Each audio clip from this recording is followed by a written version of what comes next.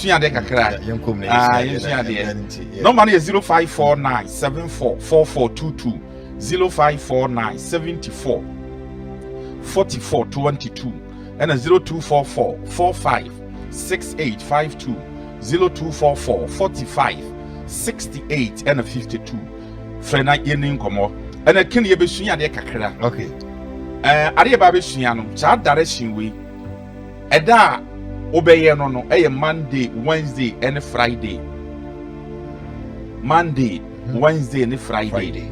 and a sa direction we no obeye no okay aha na edema bebre ye de emo mako 7 okay emo ayakoto a ebe no wadi no na do sa atum na wayi mako 7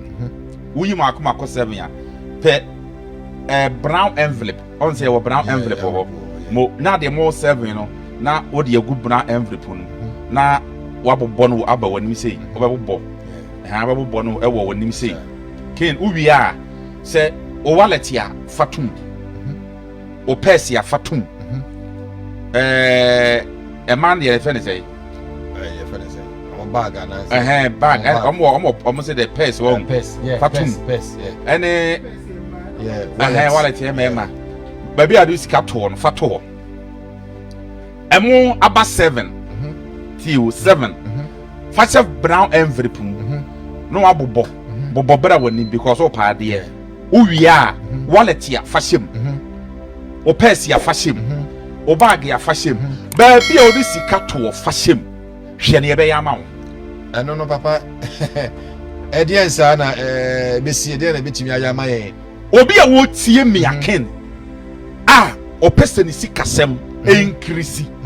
o person sika sem enko nanim o person sika sem empejama no ye wotie me a wo person sika sem empeja ni sika sem increase enkosoma no no wono ho asem na meka emo no de egu brown envelope emo 7 o de egu brown abobo no ken ba bi o de ni sika to no on fan to ho ma me emo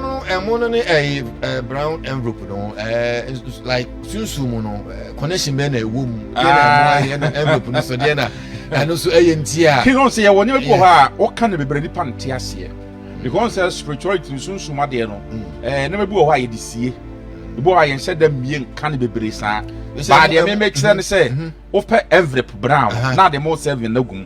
envelope brown enkum nipa e mo 7 enkum nipa etu de fagum na de me make sure ma me we enye esusu asoboni bi ani ho unko twa moja bi unko kum hwe bibi ani ho what ase enye bibi a na betimi afefi mu a kire wo saa what ase etu wo de pemo no wo do start to no yi 7 no pe envelope brown na de atum na wabobɔ aba wanim obɛbobɔ wo pese wo sika sem mpagya ma wo ken wo wallet ni kro wa fatum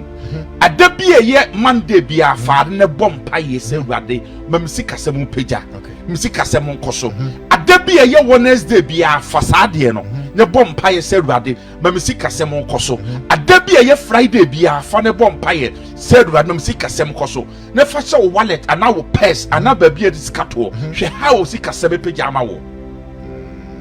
I'm telling you. Wow. A debi a Monday ni Wednesday Friday bia fa ne bompa ye so. I didn't say any days bia say Monday ni. You know the friend is spirituality sunsun no. And the kwame cha de bi wo WhatsApp group. Me also me share a day a me share say munya Thursday and then Wednesday. But me search the date. Me bo date say date say Wednesday and date say e spirituality ye sunsun ma de. What I say sa na wo ye be ye yama wo. Okay. Wo bi tie meken opese sika kwan bie ma no opese sika kwan bie ma no ye de ma kere wo no emu ho ba 7 no fagu bra envelope mbobo ba wanim oboba opese sika sem kwan bie ma wa bompa ye ade ye Monday fa ade ne bompa ye ade ye Wednesday fa ne bompa ye ade ye Friday bompa ye fa se ba bi adu sika to o wallet o bag yo o se o purse yo ba bi adu sika to fa to ho. You see how onyambe biesika kwanyama. I'm telling you. Wow. Mechanical that chero. Obi ka je say na me fa Monday, Monday, me fa Monday Wednesday, me Monday Friday, and we say we dey boss man na say ye dey. What you say? E ye ni sunsuma de na wunim. ebi kura so ebi a we kan ensunsuanso wo ho e de ma nyama bebre sunsuanso bi e ni wo mu ya sa de na mo kan na mo de abru no aye kra ama ye twice nyina tete mu nya de mo ka tie me sunsuanso be na obiane kra wudi aduane po kra wudi akoye ma doctor kra say no ni ye kra pa what you say sunsuanso bi e ni ho e nature nyame abode problem bi e ni ho o ya uko free woto o nyame abode ye yanche wo hu abi obi a wotie me aken oton ade wo pese ye nto na ade oton ade o wo pese wo nya market wonye sa ade a matche no ompe emu na bane makomako 7 omfa ngu brown envelope mu ombo me na nim sei ombo owie a omompa ye ade ye Monday ade ye Wednesday ade ye Friday omfa mompa ye nse wade se urade urade market ya mi kweru wade ye nto ma ade urade ye nto ma ade me sei wono de omfa nse ne wallet omfa nse ne bag onko market nkoton ade ne hwa ade okwa tra market wono nse ne dwa si ebeto se ye to we nya kabia na wo bo emu a wo be no wadi am si mako akọ 7 me ka se fa konko na sa won sama do ka so be short you mako akọ what you say we nya short bi na ka se ena emu be no wadi ena me ko me si mako akọ 7 wo dia se bra envelope no abobo no keke wo dia ho boba wo dia bompaye egu so wo market ye ade ye Monday no afa no bompa se wade me come market everybody mani pam be to ma de na dia show bag na dia ko ade ye Wednesday so no asafa bompa Urade market ya miko ye nto ma de nto obi ade na dia show bag na ko ade ye Friday no bompa ye ken amanfo ne ma senkrofo hu hey hwe papa ja wo de wo to na do ni kan bo na be translate tie Bible school so for no age say wo de nyame ya trawai wo be fa for ma wo twi na ase na atete no be kan ko na kyerɛw papa we ni yen for how many weeks ye we nya you so de wo ye ne se ayira no aye foforo wo ya se ayira no aye foforo I'm telling you ayira aye foforo adne show bag mu asa kodi a wo so na wiase no e for the can antisa o obi o to market ndo o dia be se ho e masa jai aso be she cha kura she wa ye nya nkoma dia be jama market on so be gina ko say and the Father and the Son and the Holy Spirit oh chia kai jai to na wo de no pokura wo de na fe ya me kan kura no kura na me catch no me kan kura I'm telling you me kan kura wo kokoro ma papa utumi say ade a wuto wo de your original papa correct one pa na so bu akura na te say san ho sa kene ne san obi a promise obe ma wade obe ma osika obi a promise wo pese ni promise na ebe ma wa fa mo no mako 7 se ne makan ya fa gu bra envelope boboba wanim fatu oboni pani di ni pana wa promise ma osika boni di Monday bi afa ne bompa ye boni di Wednesday bi afa ne bompa ye boni di Friday fa ne bompa ye boni di me ka sunsu me kram se ni pana wa sha obosika wa bebrɛ aba hey ya onkofo bi ho mo hyebo amundi so obe show bono pa so for ya ko no na ni so wo na wo problem oh bo hobiem you no na wo so na wo problem na papa na me what's the boy na me problem in day wo na wo problem wo nti ne fa first kan ma wo me say me hwe ni magem sika wo na wa say me bo fi abayifo ahun be de wo tie mpe wiye no o mo na papa ne first kan mere wo tiri yi sika no kora to ho first kan to omwa wo enye wono sa na wo tie o tie de make ono won so obi wa show obi body ama no anye sa no me kan kora na kyerɛ wono so show obi body ama no wo ka so wa boa wo bi ana do ntimi mo wa eye wo de di wachi no promise and fail disappoint sunsun na di wachi no obi won pokura wi ase hwe sunsun bi di na chi obi wo aken be kare asikafo bebre nipa bebre wo ani obi wo ya ade ama okobusa no hwe se nipa so se mi ya ade ama no mi ya che ne se nipa na o ya ade ama no se nipa ne ye moa no obo na o ne ba nya be ebe sei nti obeka se mebo abat okotwehwe mu anwo se okotwehwe mu se wo ye moa obo wa ni ne ma nya be sei bo so anya wono a ne wayi nani ama wo anya wono a hwe na onfa o ka se nipa be hwe onfa na ade ma wo obeye investigation ahwehwem ewu sa na wo de ma wo no eyeso onfa ma wa na dabra yencha de keke da bi powerful yencha de keke ye wo bi wo wa ha rehwe ye wo bi wo wa ha oboa na oni ba nya be sei wo bi wo wa ye moa no wo bre wiase a mane mre ye moa no ono sa na ya ye no sa na ye no sunsun edi na chi ne se wo boa na wo na be bo ni pass be wo boa ne so mane ba nyina sei enti wonim na so na opo nkofo be na bibia nka wo boa be kofom wow ye to bi so di form ye papa na be boa nkofo se de me na ba nyina sei da bi enyi wo bia na ye boa no sam na waka asɛm na waka pa obi an ye papa obi an ye boa no Gosh. otie me ken me say obi a hyewobo ye de ma kyerɛ wo no ebi agutie mo atwo application wo pa adwuma wo pa contract me say pe mo mako 7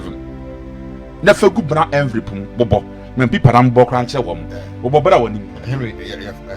o bobo ebe woni makin wo bobra woni o bobo woni mu a fatowo bompa ya ade ye Monday ade ye Wednesday Friday fa bompa say ruade me pa adwuma ewade adwuma be me sanka ye mfa mo obi a ewade me pa adwuma ewade pe contract wo de bompa ye you see how we be ade adwuma ne be bere wo wow adwuma ne be ba ti pa no obo se ohun on se say obo bo abo ni say mo ni shem because wo pa de ye pa de bo ni say obo road say de na akasefo no ru omo de obo ni say boy Bible ni say no abobo ni say kama say king now they are talk now they Monday no afa no bompa we can say we ade yakopɔ wo tie me king wo pesika ya adwuma wo pesika de ya adwuma me se pemo mako 7 fagu brown envelope bobo se ne ma kyerɛ wo ɛda bi ye Monday bi afa bompa ye serwade me pesika ya adwuma ruade matena fia kyɛ me pese me bia business ada ye Wednesday fa ne bompa ye guso ada ye Friday bompa ye guso to nyankopɔn tu me be bia wiem amonye sika de ya business. Wow. Amen. Powerful. Hey. Baba Yezo. Yeah, me ko because say, on say e simple. Let's who mu. Baba na on church sometimes no maybe why simple sa. Sanity here. Adanse a e film ba no. Sanity here. Ana no odin. Say ye ka kire wa e simple. Yen kan kire ba I say obi ti ba mani mo say na me se ba kwa hu bi wa ye kesie bi na kan ne e simple. What you say? There be enye hu na hia. Simple na me ka de na kire wo mu me. Sa. What you say? Wo mu me sa ko we there. Akọ kra de e de na okọ obetimi wo mu me sa na me pe wo mu me. What you say? Wo mu me obi ba wo som ya fa wo na ko. Wo tie me ken wo pesika ha dan. Wo pesika de ha dan. Me say ko pe mo mako 7. Pe bra envelope na fa gum. Bobo bra wonim. Ada ye Monday fa bom pa ye say ruade pesika de ha dan. Ada ye Wednesday fa bom pa ye, ada ye Friday bom pa ye. Ken me ka onya me dem sunsun me kura me. Wo do be hu e kwan be bia mo ya sika. Wo de fa to ba bia do sika to. O wallet mu afashem, o bag afashem. E ba attract sika be bia sika pona ma wo. Wo tie me sesi ya wo pesika de atwa wo school fees. Wo tie me sesi ya wo pesika de atwa hospital base. Ye de ma kire wo no. Papa emunade na nkoye olunka ba ko majiri me nsama sasa abu am tibi cha kwa just mo nsama what I say abu am for 21 what I say but we dey 7 emune ni ba ko 7 we nye awurade ye mami wo ye na nye ya oboka o de ka bia bo ni wo e ka bi wo da bi entu de ye wo ye na tra ba bi na sa ko we kura ni se mu na wo kan de ba mi nye bi we wo ye na se ye se mu na so oboka what I say omoka papa se woni ma se mu nyense mu hu bi ma manfo bi se obu o wara dweme se aso me kan de akowe de entu de ye mami e wo de ho ye ha eye ye aso omoka da bi entu de ye mami na nye ye ma anye ye ababi ada ye bo hu nyame to mi se ti sa ne wiase ti e enti ababa ye bo no wiase nye din se na ma bra sanda bi eye kwan no na wunnim na ewudi na chi no sofo no nim kwan no do de ade so ato so ade ateti anadwokra wutumi na anadwokra na bia na wutumi anadwo na bia na wasori abompa ya fon sa na adwokra wutumi na wow Oba Kenya Misha kofo the Yamisho bibia emre nti ye fe wodi for Moses asonye great power ministry emre disha ti de mache wo da fa ye adwuma ye wade dimti oje be ye de anopa ye hia me wate pe emo ni seed na ba no pe makoma 7 fa breme e che wade kese bia betumi dia ye emo aba 7 pe bottle water fa hia ma no pe ya 5 o'clock mi si enkonya nya da dia trans ye adwuma wo ho bi ye da so adwuma sem sika sem ware sem promise sem fe disappointment sika sma ye basa o yale HIV o yale diabetes hepatitis B fiber no be manya adwuma hia ma no pe ya ewo pubi man tobu to wa den fa me saso mu a wate unu se me charge odifo de me bo afode de me bo na ye de atwa radio fo ne ka wo bo afode a me ma wo card ye na de ba be hu me ewo cancel room ho afode na e lamba line obi a ne de obetimi de aboa de sunsun be kire me na ma kire wo ewo wo ha wo na wo de ba me ho no wa nam so abi kwan kese de amang from 0549 744422 0549 74 44 22 0549 74 44 22 0549 74 44 22 0549 74 44 22 0549 74 44 22. Any day I have so numbers in the you can on the frame. 0244 0244 45 68 and a 52 0244 45 6852 0244 45 68 and a 52. Frame na yeni nkomo pe emo rice makomako 7. Me say emo rice emo abano emo ne odo satu ma hu odo ko bi de ko ara de for de for sako bom na hwa bi pato emo no de enua yo de enua ye de enua ye de enua ye no anko pe de ya odo makomako 7 na de aba ba chaw no be sister he ewi ase no hu he nyakopon amboye se ye mehuna ma ne mebra enwu ntete san o wo danse amanfo die sari nyankopon boy nyame amoye so be jaye se boro sama ye ntete na ye nwu ne ye hu amane sa but e kwan na wo se ye mfaso ya so den ente dru ba bi onyankopon se manu hu se me bo nipa ka me ba ponche kranka ye onipa so den onipa so den yo do nyame a kire wo se wo so de wo nye na namba bi nyankopon se ya den kofo ekura me bo mo kura ye den minya mu de kura bi manu me hu kura se me bo mo ba wiase because kwan pada abefaso a ho beto no ompe e na wo hanyam ya dwene saa jo yare a me cho se kopa haban ti a wo se ompe na wo hanyam ya dwene saa yakopon se manu kura se me bo frem wate siema no pe ya pobi mantobu to 5 o'clock ya the sinkonya trans ya hwe wo ho bi e da osu bia no se odi for Moses e wo pobi mantobu to fansa mo muka wo so be su wo pobi man amasa mantobu to wo si afre na yemra embefa